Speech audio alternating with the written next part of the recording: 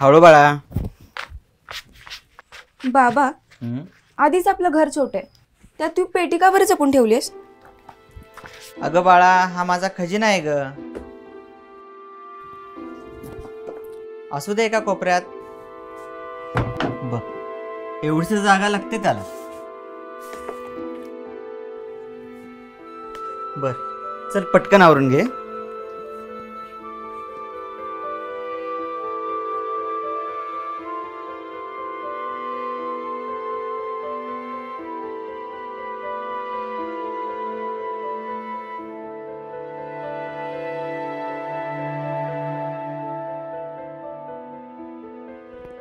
चला सईबाई, आजचा दिवस साफसफाईत गेला.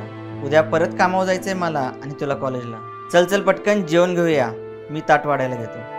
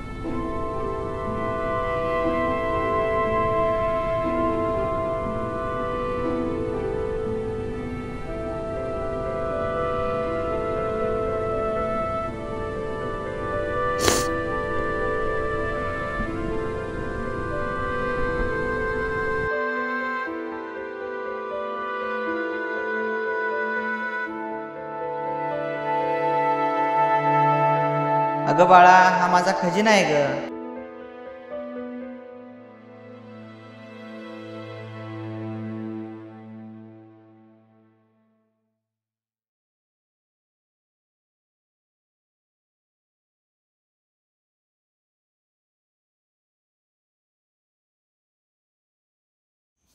सया, चल नाश्ता करून घे. गरमागरम पोहे आणि चहा आणलाय बघ.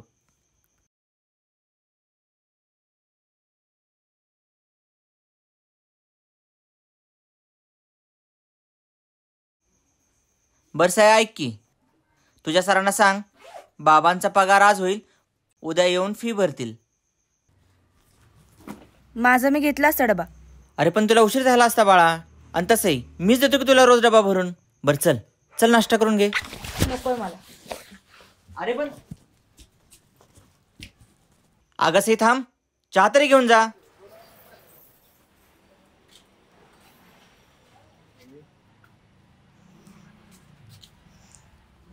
उशीर होतोय मला. अगं पण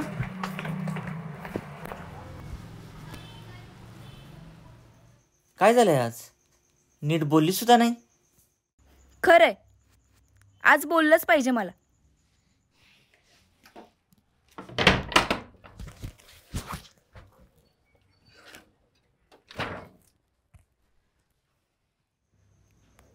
ऐक ना बाबा, बोलायचंय. तू काय एवढं करतोस माझ्यासाठी? हा नाश्ता, कॉलेजच्या फीज, सगळंच का? कशासाठी? अगं सई, आज नाही, थांब. कधी बोलता आलं नाही, पण ऐक ना बाबा, आज बोलायचंय. तू लिहितोस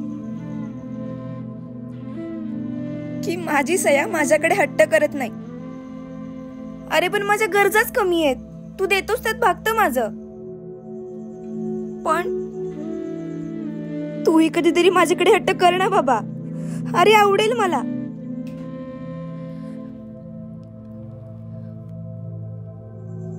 ऐक ना बाबा, बोलायचंय. मला फोन केल्यावरती 2 वाक्यांच्या वरती बोलत जाणार आहे. मला ऐकायचं असतं तुझ्याकडून. मी जेवलीये काय विचारून फोन ठेवतोस, पण तू जेवल्यास का हेही सांग ना मला.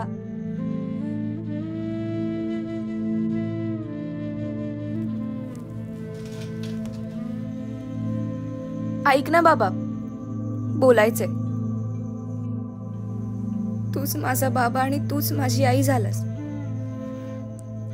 पण मला पिरियड्स आले ते माहित असून सुद्धा मला मन मोकळेपणाने का नाही विचारलंस की बाळा पोटात दुखतंय का ग? तू लिहितोस की या दिवसांमध्ये मला माझ्या सयाची जास्त काळजी वाटते. पण मला विचारणार आहे बाबा, तुझा हक्क आहे माझ्यावर.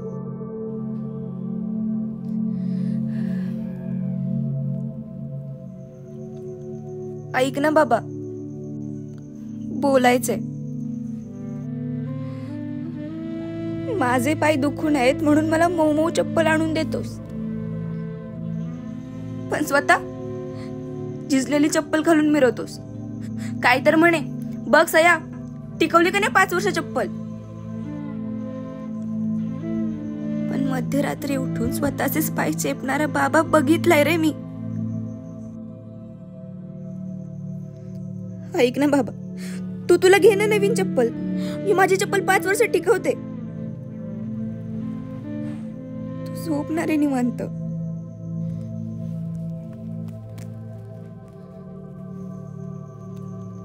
ऐक ना बाबा, बोलायचंय. मी जेव्हा जेव्हा चुकले तेव्हा तेव्हा तू मला सांभाळून घेतलंस. ना कधी ओरडलास ना मारलंस.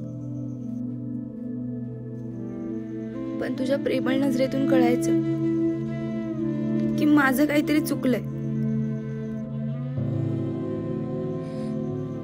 तू कधी बोलला नाही, पण तू जेव्हा जेव्हा मायेने खांद्यावरती हात ठेवायचास ना, ती मायेची ऊब मला सांगत आली की बाळा घाबरू नकोस, मी आहे.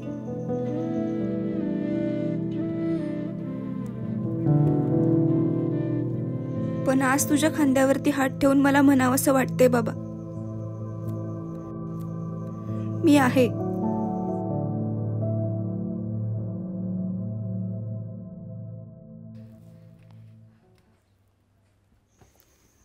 ऐक ना बाबा, बोलायचंय. खरं तर विचारायचंय, तू का तुझी स्वप्न पूर्ण ठेवलीस? का नाही केली ती पूर्ण? आणि मला का नाही सांगत की सई आपल्याकडे पैसे कमी पडतायत?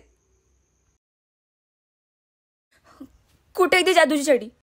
सांग ना, कुठे आहे? जी मला गरज पडली की बरोबर बाहेर येते. आणि जेव्हा तुला गरज असते ना तेव्हा आपोआप गायब होते. एक दिवस ना ती छडी मी माझ्या हातात घेणार आहे आणि तुला जिथे जिथे अडतंय ना ती प्रत्येक वाट मोकळी करणार आहे, कायमची. अरे बाबा, तू कोविडमध्ये लिहून ठेवलंय. ती म्हणाली अभिनेत्री होणार. मी फक्त बघत राहिलो. मी माझं स्वप्न गमावलं, पण तिचं हरवू नये म्हणून प्रयत्न करत राहिलो.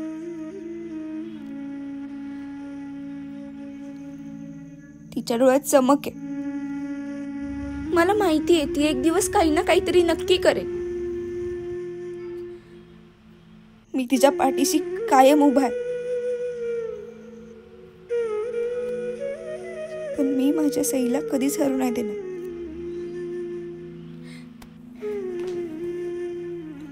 बाबा, तू जे लिहिलंयस ना ते फक्त एक बापच लिहू शकतो. अरे, कारण कोविडच्या काळात जेव्हा जगण्याची शाश्वती नव्हती तेव्हा तू लिहिलंयस की मला माझ्या सईला हरू नाही द्यायचंय. आज मी जे काही बोलतीये त्याला कारणीभूत माझ्या पाठीमागे खंबीरपणे उभा असलेला तू आहेस, माझा बाबा.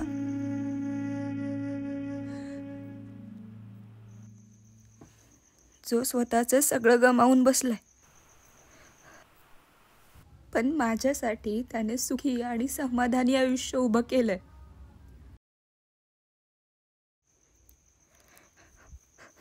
बाबा, आईची अंगाई अनेकांनी ऐकली, पण मी माझ्या बाबाचा थकलेला श्वास ऐकलाय.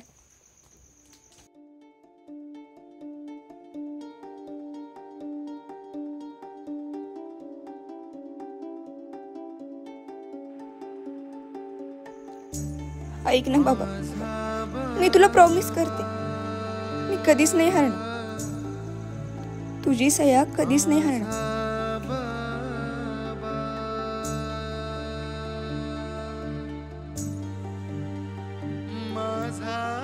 ऐक ना रे बाबा, तू सांग ना मला की तुझं माझ्यावरती खूप प्रेम आहे.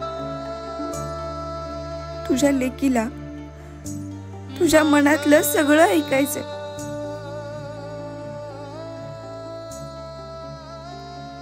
हेच बोलायचं होतं आज.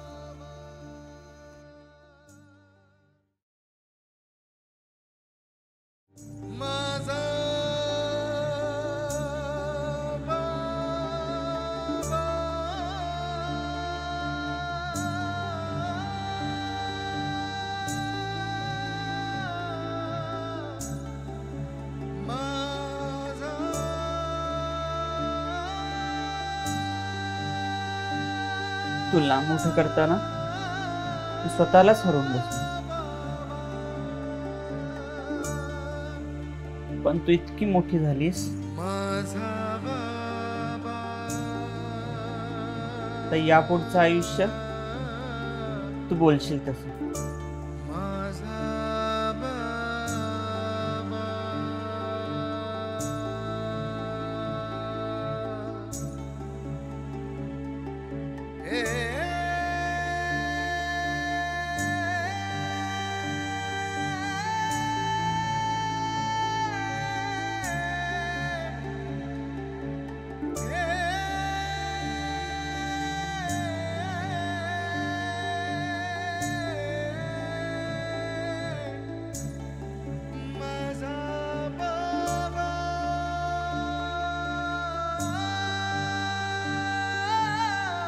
आपण काय माईच्या हाताच्या सुरकुत्या बघितल्या,